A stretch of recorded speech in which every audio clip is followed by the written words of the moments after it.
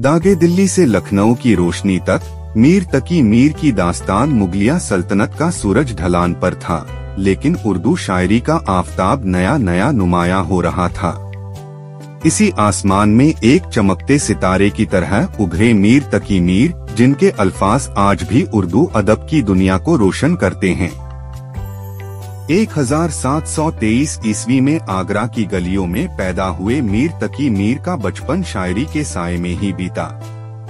उनके पिता, जो एक सूफी संत जैसे इंसान थे, उन्हें धार्मिक शिक्षा दिलाना चाहते थे, मगर किस्मत को शायद कुछ और ही मंजूर था।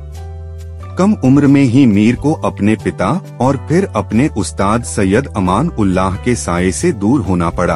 अभी कच्ची उम्र ही थी कि जिंदगी की तल्ख हकीकतों से उनका सामना हुआ। सौतेले भाइयों के जुल्मों ने उन्हें घर से बेघर कर दिया। दिल्ली का रुख किया, जहां उन्हें अपने मामा खान ऊ के यहाँ पनाह मिली, मगर ये वो दिल्ली थी जो अपनी पुरानी शान खो चुकी थी। नादिर शाह के हमले ने शहर को तहस-नहस कर दिया था। खान ऊ के घर में रहते हुए मीर का हुनर निखरा और उन्होंने बैन में अपनी धाक जमाई।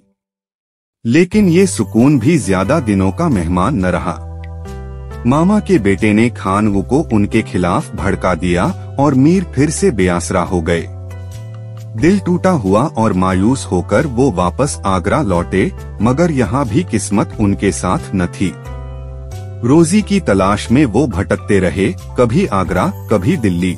फिर उनके कदम लखनऊ की ओर बढ़े। लखनऊ उस वक्त कला और साहित्य का गढ़ था।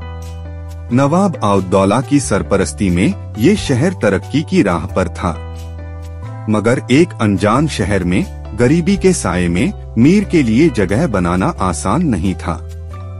एक रात उन्हें लखनऊ के मुशायरे में शिरकत करने का मौका मिला। वहां मौजूद नौजवान शायर रेशमी लिबासों में सजे हुए थे, उनके होंठ लफ्जों के मोती बिखेर रहे थे। मीर अपनी सादगी भरे लिबास में उनके बीच अलग दिख रहे थे। लोगों ने उनके पहनावे पर तंज भी कसे, लेकिन मीर का असली हुनर तो उनके दिल में, उनकी शायरी में था। उन्होंने उन्हीं लोगों को जवाब देने का फैसला किया। अपनी शायरी से जल्दबाजी में उन्होंने एक गजल लिखी और हाजिरिन के सामने पेश की। इस गजल में दिल्ली की बर्बादी का गम, एक अजनबी शहर में तन्हाई का एहसास और उनकी शायरी का कमाल, सब कुछ शामिल था।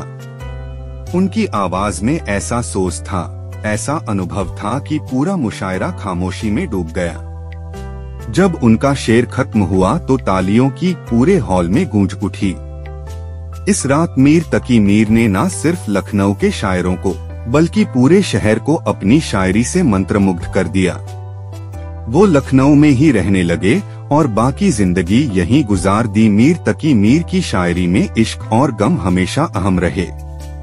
उन्होंने उस दौर की बेचैनी और सामाजिक बुराइयों को भी बेबाकी से अपनी शायरी में उके।